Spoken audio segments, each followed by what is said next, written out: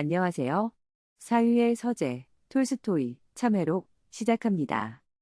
혹시 모든 것을 다 가진 것처럼 보이는데 마음 한구석이 텅 빈 것 같다고 느껴본 적 있으신가요?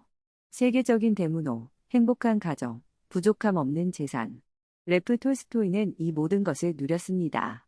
그런데 50살이 넘어서면서 그는 길을 잃었다고 느낍니다. 밤에 잠도 못 자고 문득문득 내가 왜 살고 있지? 결국 죽을 텐데 이 모든 게 무슨 소용이지? 하는 질문들이 머릿속을 떠나지 않았죠. 마치 발밑이 꺼지는 듯한 공포, 삶 전체가 부조리하고 무의미하다는 절망감이 그를 덮쳤습니다.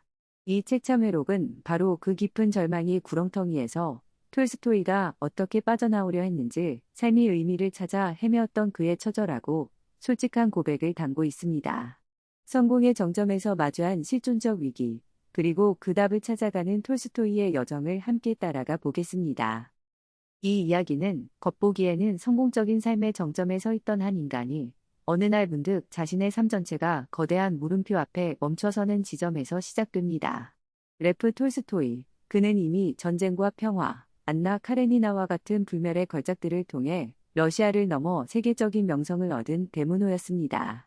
야스나야 폴리아나 영지의 주인으로서 경제적으로도 풍족했으며 아내 소피아와의 사이에 많은 자녀를 둔 누가 보아도 행복하고 안정된 가정의 가장이었습니다. 그는 건강했고 창작력은 왕성했으며 그의 이름 앞에는 찬사와 영광이 따라다녔습니다. 그러나 그의 내면은 그 누구도 예상하지 못한 깊은 균열과 어둠에 잠식당하고 있었습니다. 톨스토이 자신은 이 시기를 이렇게 회고합니다. 나는 삶이 멈춰버렸다고 느꼈다. 숨을 쉴 수는 있었지만 살 수는 없었다. 왜냐하면 내 삶에는 합리적인 의미를 부여할 만한 어떤 욕망도 없었기 때문이다. 이 문장은 단순한 우울감이나 일시적인 회의를 넘어서는 존재론적 위기의 심각성을 드러냅니다. 숨은 쉬고 있지만 살아있다고 느낄 수 없는 상태. 이는 생물학적 생존과 의미 있는 삶 사이의 괴리를 극명하게 보여줍니다. 그에게 욕망은 더 이상 삶을 추동하는 긍정적인 힘이 아니었습니다.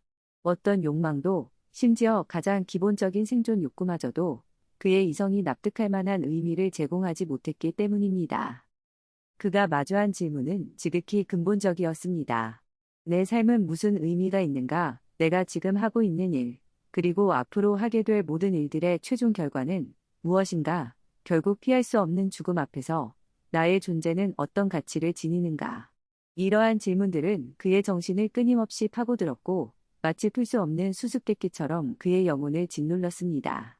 그는 이 질문들의 답을 찾지 못하는 한 단 하루도 제대로 살아갈 수 없다고 느꼈습니다. 이것은 지적인 유의가 아니었습니다.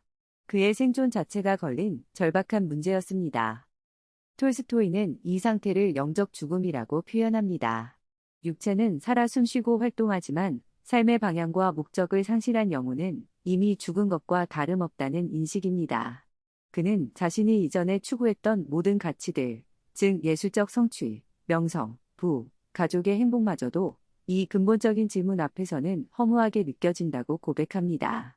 마치 정교하게 쌓아 올린 모래성이 파도 한 번에 무너지듯 그의 삶을 지탱하던 모든 기둥들이 의미의 부재라는 거대한 파도 앞에서 힘없이 쓰러져 갔습니다. 이 위기의 시작은 톨스토이가 자신의 삶을 진리라고 믿었던 것들이 사실은 거짓일 수 있다는 깨달음과 맞닿아 있습니다. 그는 자신이 속한 사회, 즉 러시아 귀족 사회의 가치관과 생활 방식, 심지어 그들이 믿는다고 말하는 종교조차도 위선과 자기 기만에 가득 차 있음을 통찰하기 시작합니다. 그가 이전까지 삶이라고 여겼던 것은 어쩌면 잘 짜인 연극 무대와 같은 것이었을지도 모른다는 불안감. 이 불안감은 그를 더욱 깊은 혼란 속으로 밀어 넣었습니다. 이 지점에서 톨스토이는 더 이상 이전처럼 살아갈 수 없음을 직감합니다. 그는 답을 찾아야만 했습니다. 만약 삶에 아무런 의미가 없다면 사는 것 자체가 고통이고 기만일 뿐이며 차라리 죽음이 더 나은 선택일 수 있다는 극단적인 생각에까지 이르게 됩니다. 실제로 그는 자살 충동을 강하게 느꼈고 자신을 해칠 수 있는 밧줄이나 총기를 멀리해야 할 정도로 위태로운 상태에 놓여 있었습니다. 그의 참회록은 바로 이 절망이 가장 깊은 바닥에서 한 줄기 빛이라도 찾으려는 처절한 몸부림이 기록인 것입니다. 그는 자신의 모든 지적 능력과 경험, 그리고 영혼을 걸고 이 실존적 질문과의 싸움을 시작합니다.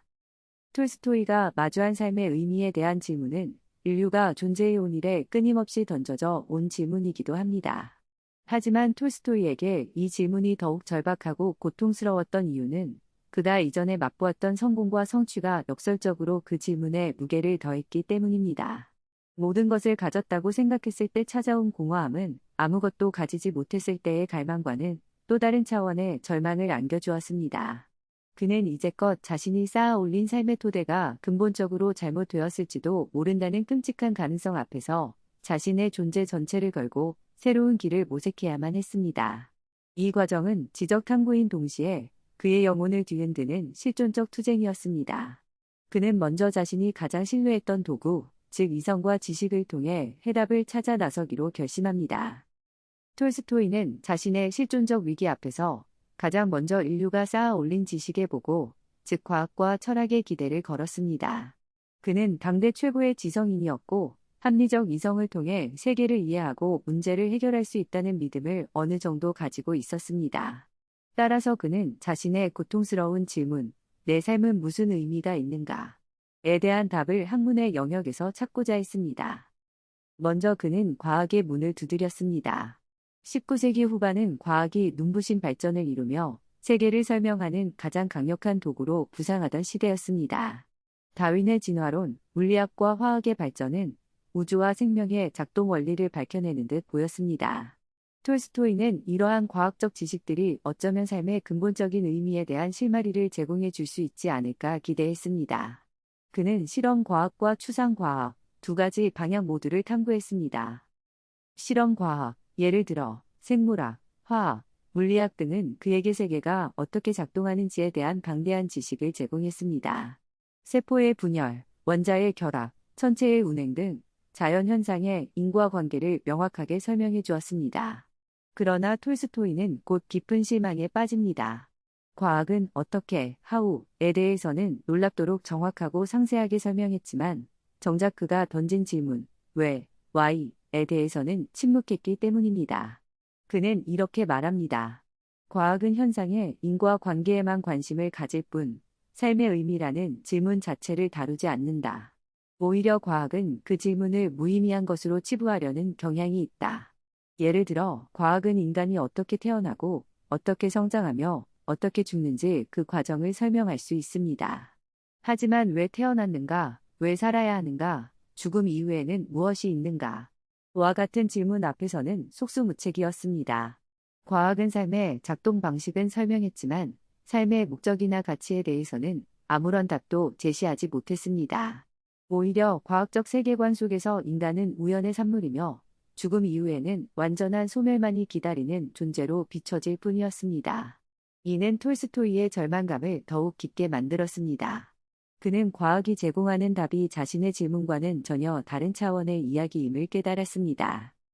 다음으로 그는 철학의 눈을 돌렸습니다. 철학은 본래 존재, 지식, 가치, 이성, 마음, 언어 등 근본적인 문제들을 탐구하는 학문이기에 톨스토이는 이곳에서 해답을 찾을 수 있으리라 기대했습니다. 그는 소크라테스, 플라톤, 칸트, 쇼펜하우어 등 위대한 철학자들의 사상을 깊이 연구했습니다. 철학자들은 분명 삶의 의미와 관련된 심오한 논의들을 펼쳐왔습니다. 예를 들어 어떤 철학자는 이성을 통한 진리 추구에서, 다른 철학자는 윤리적 삶의 실천에서, 또 다른 철학자는 미적 관조나 금욕적인 삶에서 의미를 찾으려 했습니다. 그러나 톨스토이는 철학에서도 만족스러운 답을 얻지 못했습니다. 그는 철학자들의 논의가 너무 추상적이거나 혹은 서로 모순되는 경우가 많다고 느꼈습니다. 그는 이렇게 지적합니다. 철학은 질문 자체를 명확히 할 뿐, 질문에 대한 긍정적인 해답을 주지는 못한다. 어떤 철학자는 삶의 의미를 긍정하지만 그 근거가 불분명하고, 어떤 철학자는 아예 삶이 무의미하다고 결론 내리기도 한다. 특히 그는 쇼펜하우어와 같은 염세주의 철학에 깊이 공감하면서도 그들의 결론, 즉 삶은 고통이며 최선은 존재하지 않는 것, 무이라는 생각에 동의할 수는 없었습니다. 왜냐하면 그는 여전히 살아가고 있었고 삶에 대한 갈망을 완전히 버릴 수는 없었기 때문입니다. 톨스토이는 철학자들이 제시하는 답들이 대부분 이성적 사유의 틀 안에 갇혀 있으며 실제 살아 숨쉬는 삶의 문제와는 동떨어져 있다고 느꼈습니다. 철학적 논증은 지적으로는 정교할 수 있지만 그의 영혼 깊은 곳에서 울려 퍼지는 실존적 고통을 잠재우지는 못했습니다. 오히려 철학은 삶의 의미라는 질문이 이성만으로는 결코 해결될 수 없는 문제임을 더욱 명확하게 드러내 보여줄 뿐이었습니다. 그는 소크라테스, 솔로몬, 쇼펜하우어, 그리고 붓다와 같은 현자들이 결국 도달한 결론, 즉 이성적 인식의 끝에는 허무와 죽음만이 있다는 사실을 재확인하게 됩니다. 이성은 삶이 무의미하다는 결론으로 이끌지만 그럼에도 불구하고 인간은 살아가야 한다는 모순. 이 모순 앞에서 이성은 더 이상 길을 제시하지 못했습니다. 결국 톨스토이는 과학과 철학이라는 인류지성의 최고봉이라고 여겨지는 두 영역 모두에서 자신의 근본적인 질문에 대한 해답을 찾는 데 실패합니다. 과학은 질문의 차원을 이해하지 못했고 철학은 질문의 심각성만 확인시켜줄 뿐 긍정적인 출구를 제시하지 못했습니다. 이 실패는 그에게 또 다른 절망감을 안겨주었지만 동시에 새로운 방향을 모색하게 만드는 계기가 되었습니다. 그는 이제 이성과 지식만으로는 도달할 수 없는 영역, 즉 신앙과 삶의 실천이라는 다른 차원의 세계로 눈을 돌리기 시작합니다. 그가 속한 사회 계층의 지식인들이 아닌 평범한 민중들의 삶 속에서 혹시 다른 답이 숨겨져 있지는 않을까 하는 희미한 기대를 품게 된 것입니다. 이는 그의 탐색 여정에서 매우 중요한 전환점이 됩니다. 과학과 철학이라는 이성의 영역에서 해답을 찾지 못한 톨스토이는 자신의 주변, 특히 자신이 속한 귀족 사회의 상과 그들의 믿음을 면밀히 관찰하기 시작했습니다. 그는 자신과 비슷한 처지에 있는 사람들, 즉 부와 명예를 누리고 교양을 갖춘 지식인 계층이 과연 삶의 의미라는 문제에 대해 어떻게 대처하고 있는지 살펴보았습니다. 그러나 여기서 발견한 것은 또 다른 형태의 절망과 위선이었습니다. 톨스토이는 자신의 동료들, 즉 귀족이나 지식인들이 삶의 의미라는 근본적인 질문 앞에서 크게 네 가지 방식으로 반응한다고 분석합니다. 첫 번째는 무지, 이그너런스입니다. 이들은 삶의 의미나 죽음과 같은 심각한 문제에 대해 아예 생각조차 하지 않으려 합니다. 그들은 삶이 허무하고 부조리하다는 사실을 애써 외면하며 그저 눈앞의 쾌락이나 일상의 습관에 안주하며 살아갑니다. 톨스토이는 이 방식이 가장 흔하지만 자신에게는 불가능하다고 말합니다. 그는 이미 그 질문의 심각성을 깨달아 버렸기 때문에 더 이상 모르는 척하며 살아갈 수는 없었습니다. 그는 이러한 무지를 눈을 가리고 심연의 가장자리에서 춤을 추는 것과 같다고 비판합니다. 두 번째는 쾌락주의, 에피큐리언이즘입니다. 이들은 삶의 무의미함을 어느 정도 인식하지만 그 해결책을 감각적인 쾌락과 즐거움의 추구에서 찾으려 합니다. 어차피 죽을 인생, 즐길 수 있을 때 즐기자는 태도입니다. 그들은 부와 권력을 이용해 온갖 향락을 탐닉하며 고통과 죽음의 그림자를 잠시나마 잊으려 합니다. 톨스토이는 이 방식 역시 한계가 명확하다고 지적합니다. 쾌락은 일시적이며 결국에는 권태와 공허함으로 이어지기 마련입니다. 또한 질병, 노화, 그리고 죽음이라는 피할 수 없는 현실 앞에서 쾌락은 아무런 위안도 되지 못합니다. 그는 젊고 건강할 때는 이 방식이 어느 정도 가능할지 모르지만 자신처럼 늙고 병들어가는 존재에게는 더 이상 유효하지 않다고 생각했습니다. 세 번째는 힘과 에너지에 의한 자살, 수이사이드 스루 스트렝크스 언드 에너지입니다. 이들은 삶이 악하고 무의미하다는 것을 명확히 인식하고 그 고통을 끝내기 위해 스스로 목숨을 끊는 길을 선택합니다. 톨스토이는 이 방식이 가장 정직하고 용기 있는 대응일 수 있다고 인정합니다. 이성적으로 삶의 무의미함을 깨달았다면 그 논리적 귀결은 죽음일 수 있기 때문입니다. 실제로 톨스토이 자신도 이 유혹을 강하게 느꼈으며 주변에서 총이나 밧줄을 치워야 할 정도였습니다. 그러나 그는 차마 이 길을 선택하지 못합니다. 무언가 다른 가능성이 있지 않을까 하는 희미한 희망, 혹은 삶에 대한 본능적인 애착 때문이었을지도 모릅니다. 네 번째는 나약함에 의한 삶의 지속입니다. 이들은 삶이 무의미하고 고통스럽다는 것을 알지만 자살할 용기도 없고 그렇다고 쾌락이나 무지에 안주할 수도 없어서 그저 하루하루를 힘겹게 연명해 나가는 방식입니다. 톨스토이는 자신이 바로 이 네 번째 부류에 속한다고 고백합니다. 그는 삶의 의미를 찾지 못한 채 절망 속에서 살아가지만 죽음을 선택하지도 못하고 어정쩡하게 버티고 있는 자신의 모습을 통렬하게 자각합니다. 그는 이 상태를 병든 상태라고 규정하며 여기서 벗어나야 한다는 절박함을 느낍니다.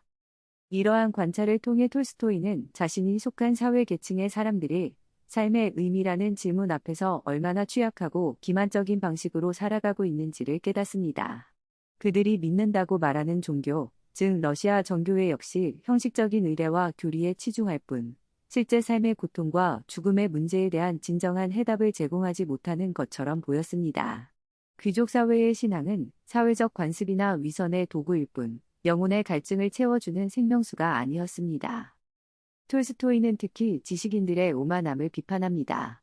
그들은 이성과 지식을 통해 모든 것을 파악할 수 있다고 믿지만 정작 가장 중요한 삶의 의미 문제 앞에서는 어린아이처럼 방황하거나 혹은 의도적으로 외면하며 자기 기만에 빠져 있다는 것입니다.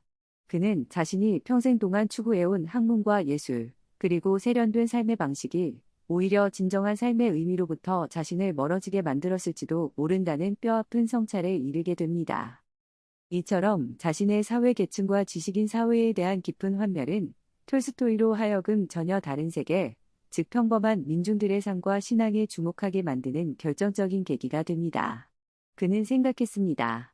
만약 내 주변의 지식인들이 모두 삶의 의미를 찾지 못하고 절망하거나 기만 속에 살고 있다면 어쩌면 내가 그동안 경멸하거나 무시했던 사람들, 즉 가난하고 배우지 못한 민중들에게서 진정한 삶의 지혜를 발견할 수 있지 않을까?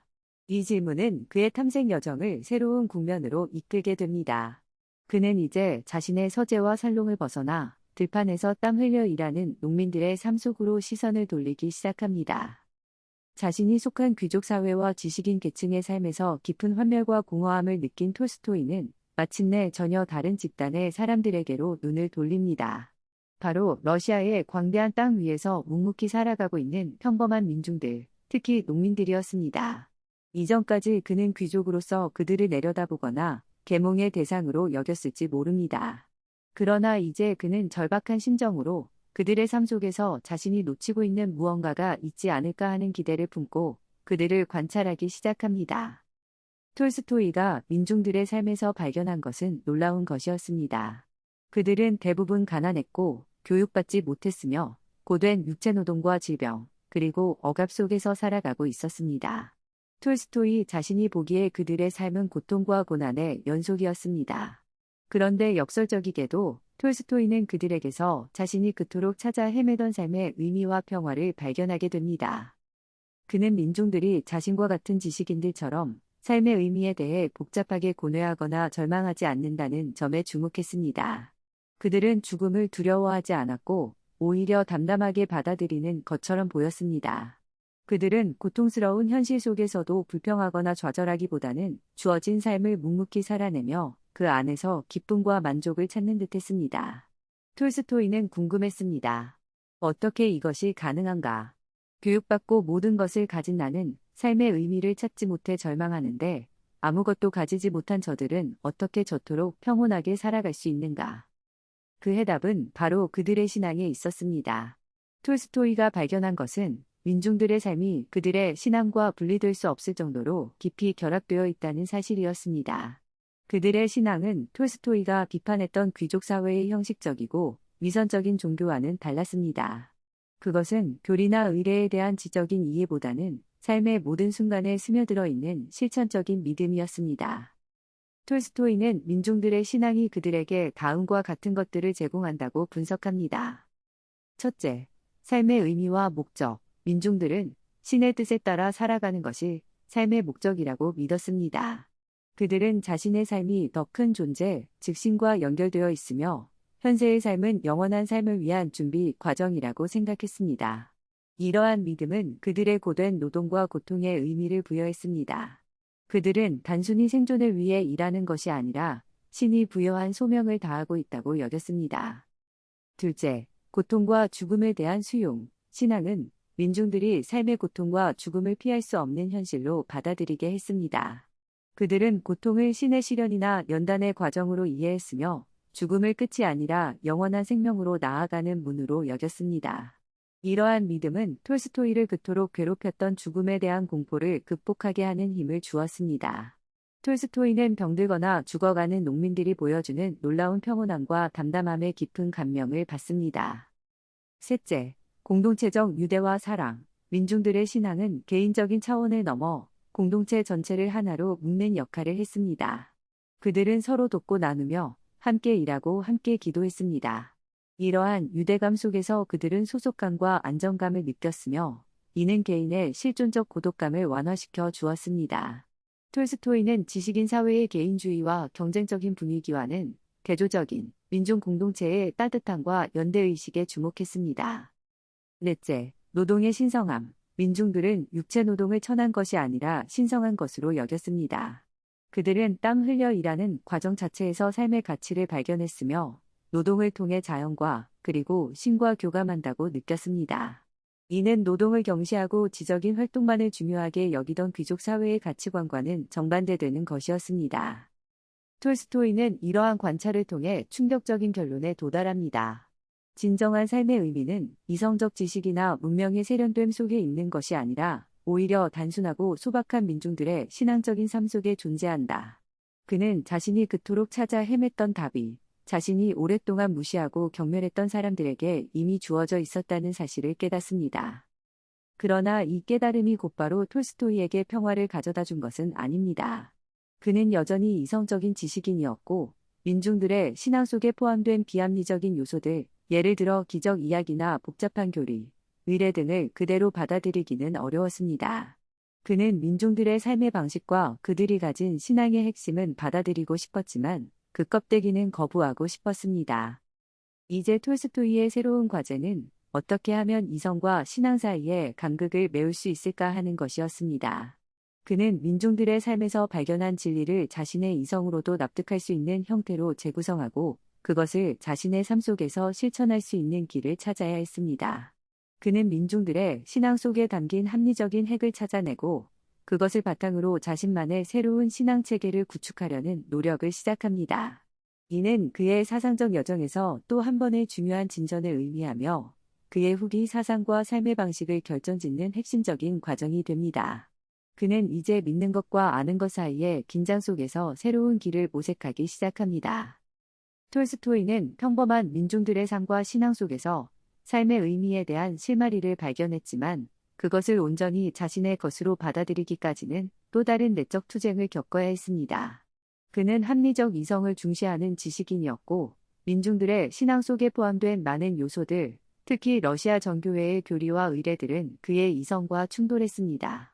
그는 민중들의 삶을 가능하게 하는 힘으로서의 신앙은 인정했지만 그 신앙의 구체적인 내용, 즉 교리적 측면에서는 여전히 많은 의문을 가지고 있었습니다.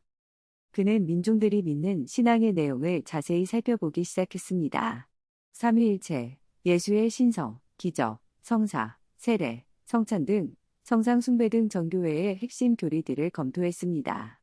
그러나 그의 이성은 이러한 초자연적인 요소들을 문자 그대로 받아들이기를 거부했습니다.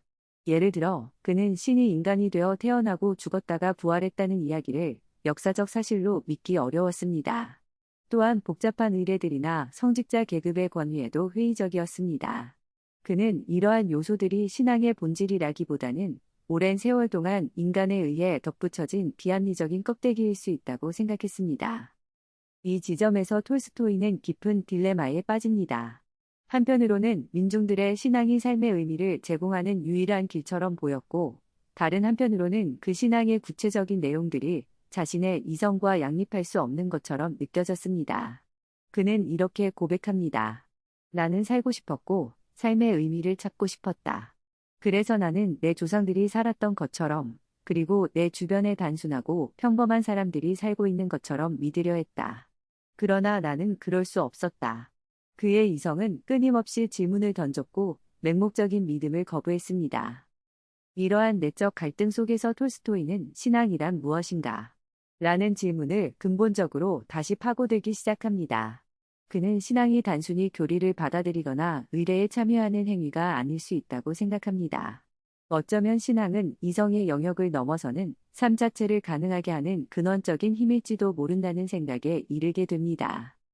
그는 민중들의 삶을 다시 관찰하며 그들의 신앙이 구체적으로 어떻게 작동하는지를 분석합니다. 그는 민중들이 복잡한 교리를 이해해서 믿는 것이 아니라 그 신앙이 제시하는 삶의 방식, 즉 사랑, 노동, 겸손, 희생 등을 실천함으로써 삶의 의미를 얻고 있다는 점을 발견합니다. 즉, 그들에게 신앙은 아는 것이 아니라 사는 것이었습니다. 이 발견은 톨스토이에게 중요한 돌파구를 마련해 줍니다.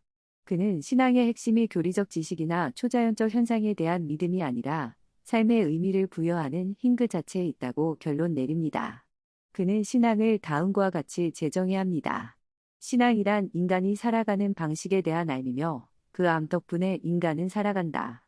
신앙은 생명의 힘이다. 이 정의에 따르면 신앙은 이성과 대립하는 것이 아니라 이성이 도달할 수 없는 영역에서 삶의 방향과 목적을 제시하는 역할을 합니다. 이성은 유한한 세계 안에서의 인과관계를 설명하지만 신앙은 유한한 삶을 무한한 가치와 연결시키는 다리 역할을 한다는 것입니다.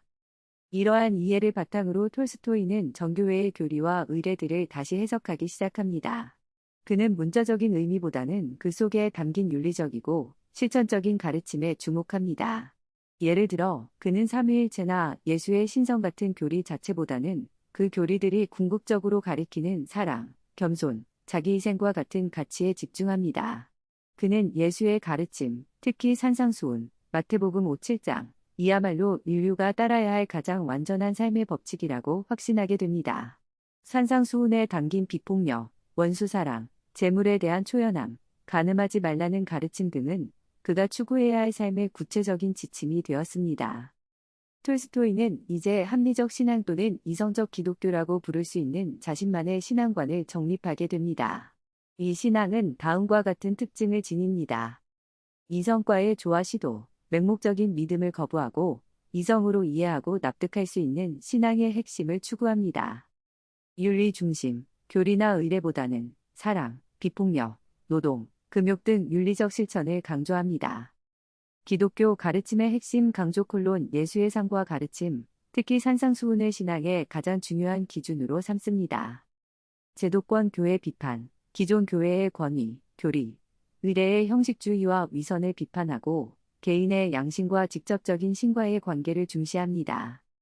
삶과의 일치, 신앙은 지적인 동의를 넘어 삶의 방식 전체를 변화시키는 실천적인 힘이어야 한다고 믿습니다. 이러한 과정을 통해 톨스토이는 마침내 자신의 실존적 위기를 극복할 수 있는 길을 발견합니다.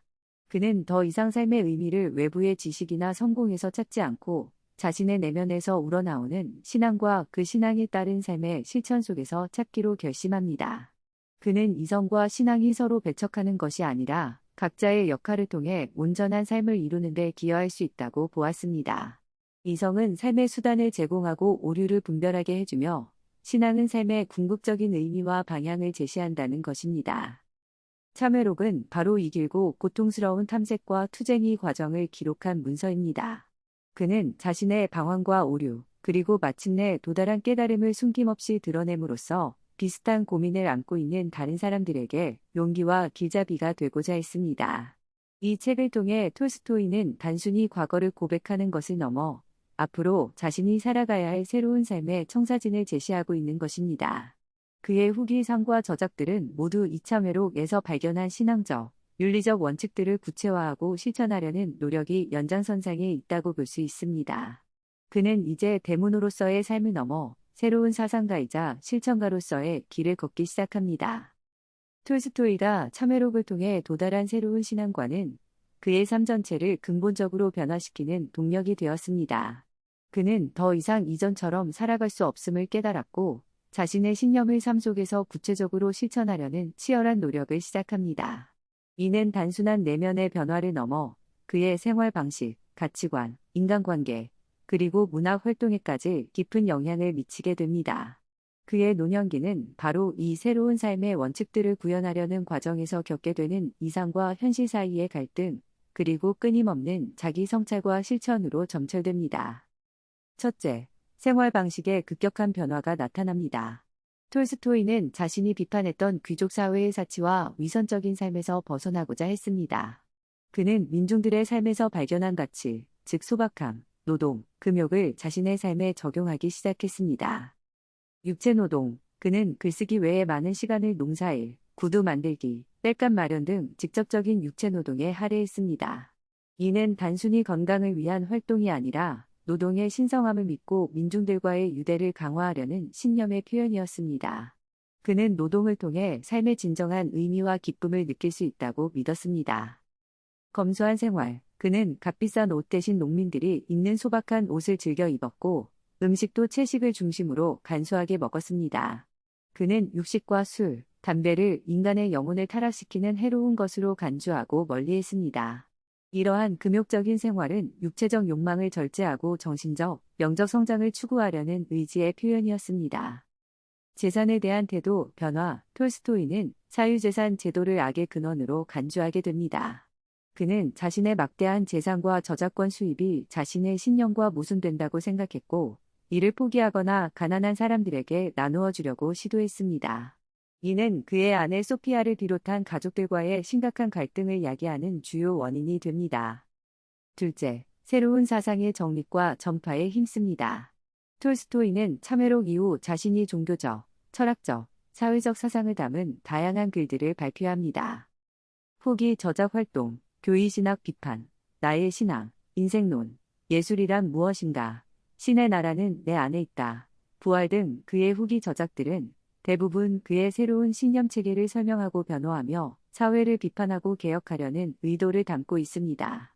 그는 문학 역시 도덕적, 종교적 진리를 전달하는 수단이 되어야 한다고 주장하며 예술지상주의를 비판했습니다. 톨스토이즘, 그의 사상은 톨스토이즘이라고 불리며 많은 추종자들을 낳았습니다. 톨스토이즘의 핵심은 사랑의 법칙과 비폭력 저항입니다. 그는 악에 대해 폭력으로 저항하지 말라는 예수의 가르침을 문자 그대로 따라야 하며 국가의 강제력, 군대, 경찰, 법원 등 과교회의 권위 역시 거부해야 한다고 주장했습니다. 이러한 사상은 특히 인도의 마하트마 간디에게 깊은 영향을 주어 비폭력 저항 운동의 중요한 사상적 뿌리가 되었습니다. 교육활동, 그는 야스나야 폴리아나에서 농민 자녀들을 위한 학교를 다시 열고 자신의 교육 철학에 따라 자유롭고 인간적인 교육을 실천하려 노력했습니다. 이는 지식 전달보다는 아이들의 도덕적 성장과 자율성을 존중하는 교육이었습니다. 셋째, 사회 및 가족과의 갈등이 심화됩니다. 톨스토이의 급진적인 사상과 생활 방식의 변화는 기존 질서와의 충돌을 피할 수 없게 만들었습니다. 교회와의 갈등, 그의 정교의 비판은 결국 1901년 러시아 정교회로부터 공식적인 파문을 당하는 결과를 낳았습니다. 이는 당시 큰 사회적 파장을 일으켰습니다. 국가와의 갈등, 국가 권력을 부정하고 병역 거부 등을 옹호하는 그의 사상은 정부의 감시와 탄압을 받기도 했습니다. 그의 명성 때문에 직접적인 투옥은 피했지만 그의 추종자들은 종종 박해를 받았습니다. 가족과의 갈등, 가장 고통스러운 갈등은 가족 내부, 특히 아내 소피아와의 관계에서 발생했습니다. 소피아는 남편의 문학적 천재성은 존경했지만 그의 종교적 사상과 극단적인 생활 방식 변화에는 동의하지 않았습니다. 특히 재산 포기 문제는 13명의 자녀를 둔 어머니로서 도저히 받아들일 수 없는 것이었습니다. 남편의 이상주의와 아내의 현실주의 사이에 간극은 좁혀지지 않았고 이는 톨스토이 말년의 삶을 끊임없이 괴롭히는 고통의 근원이 되었습니다. 그는 자신의 신념대로 살지 못하는 현실과 사랑하는 가족과의 불화 속에서 깊은 곤회에 시달렸습니다. 결국 톨스토이가 참회록을 통해 발견한 삶의 의미와 그에 따른 삶의 재정향은 그에게 내적인 평화를 가져다 주었지만 동시에 외적인 갈등과 고통을 안겨주었습니다. 그는 자신의 이상을 현실 속에서 온전히 구현하는 것이 얼마나 어려운 일인지를 절감해야 했습니다.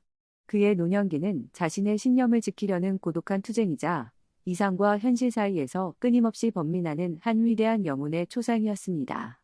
그의 마지막 가축과 아스타포보 역에서의 비극적인 죽음은 바로 이러한 내적, 외적 갈등이 최고조에 달했을 때 나타난 파국적인 결말이라고 볼 수 있습니다.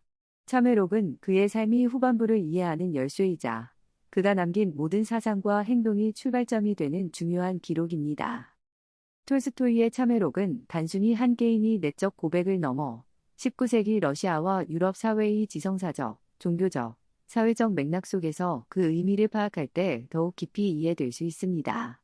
또한 그의 방대한 문학 및 사상체계 전체에서 이 작품이 차지하는 위치와 영향을 살펴보는 것은 그의 사상의 발전 과정을 이해하는 데 필수적입니다. 시대적 배경과의 연관성. 과학주의와 실증주의의 팽배. 19세기 후반은 과학적 발견이 잇따르고 다윈의 진화론이 발표되면서 기존의 종교적 세계관이 크게 도전받던 시기였습니다. 많은 지식인들이 과학과 이성을 통해 세계의 모든 비밀을 밝힐 수 있다고 믿는 과학주의, 실증주의적 분위기가 강했습니다. 톨스토이가 처음에 과학에서 답을 찾으려 했던 것은 이러한 시대적 분위기를 반영합니다. 그러나 그는 과학이 삶의 의미라는 질문에는 답할 수 없음을 깨닫고 이러한 시대정신의 반기를 들게 됩니다. 차메록은 당대의 지배적인 과학주의적 세계관에 대한 깊은 회의와 비판을 담고 있습니다. 러시아 지식인 사회의 니힐리즘. 당시 러시아 지식인 사회, 특히 젊은 세대 사이에서는 기존의 모든 권위, 종교, 국가, 전통을 부정하고 물질주의적, 무신론적 경향을 보이는 니힐리즘, 허무주의 사상이 유행했습니다. 투르게네프의 소설 아버지와 아들에 등장하는 바자로프가 대표적인 인물입니다. 톨스토이는 이러한 니힐리즘이 초래할 정신적 공허함과 도덕적 위기를 예감하고 경계했습니다. 그의 실존적 위기는 어쩌면 이러한 시대적 허무주의가 개인에게 극단적으로 나타난 형태일 수 있으며 차메록은 이 허무주의를 극복하려는 치열한 몸부림이기도 합니다.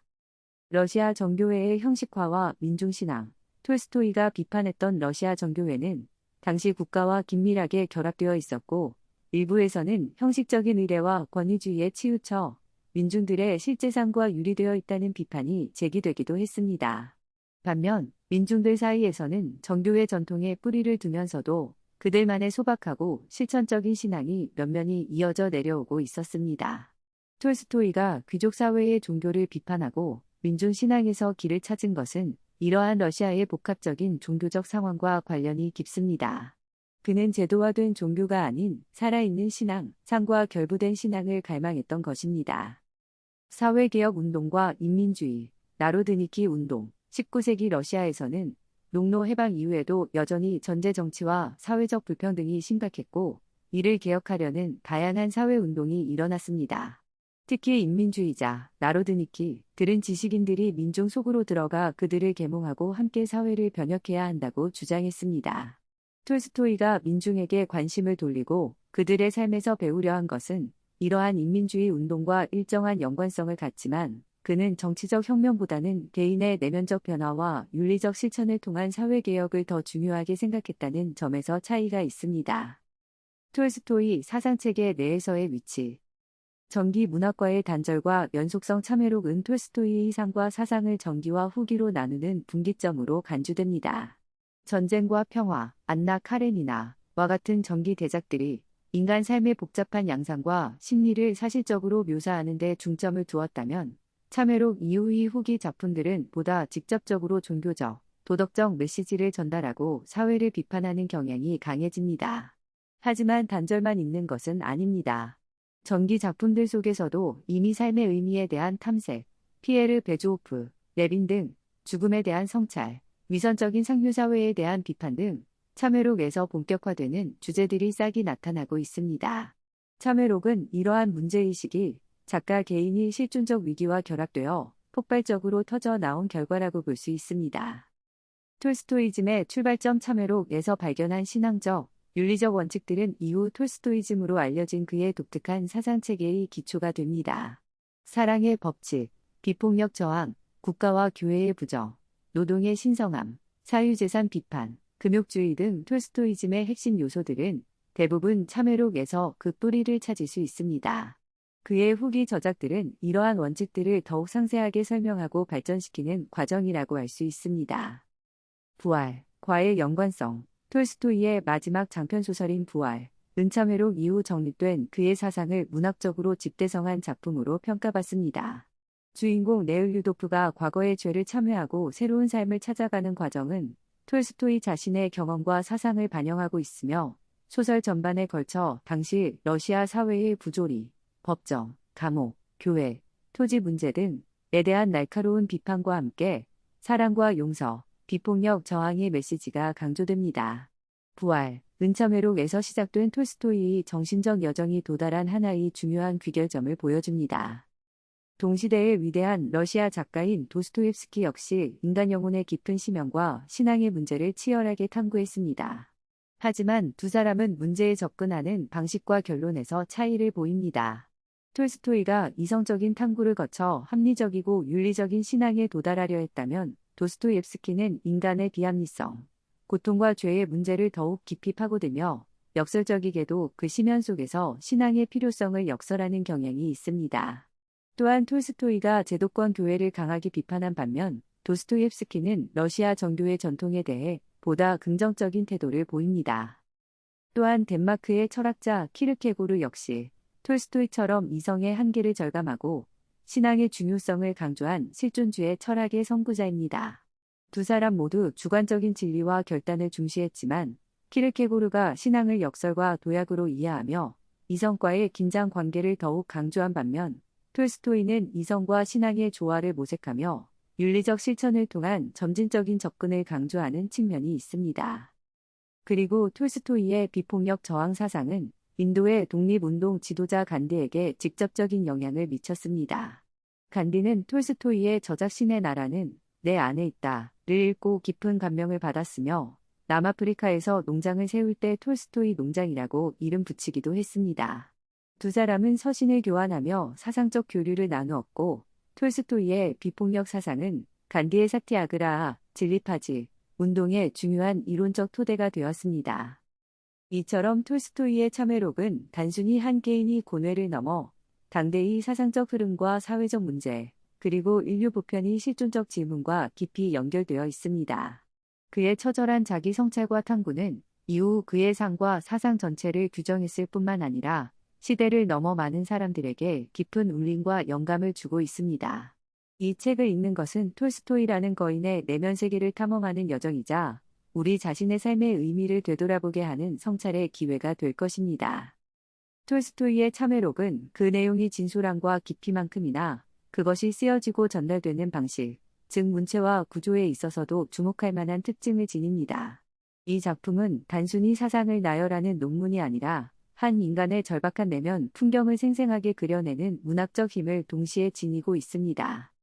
영향력 실존적 고민에 대한 공감대 형성 참회록은 삶의 의미, 죽음이 공포, 신앙이 문제 등 인간이라면 누구나 한 번쯤 마주하게 되는 근본적인 실존적 질문들을 정면으로 다룹니다. 특히 성공과 명예를 모두 얻은 인물이 겪는 깊은 내면의 위기를 솔직하게 고백함으로써 비슷한 고민을 안고 있는 많은 사람들에게 큰 위로와 공감을 불러일으켰습니다. 시대를 초월하여 많은 독자들이 이 책을 통해 자신의 방황과 고뇌를 투영하고 성찰의 계기를 얻었습니다.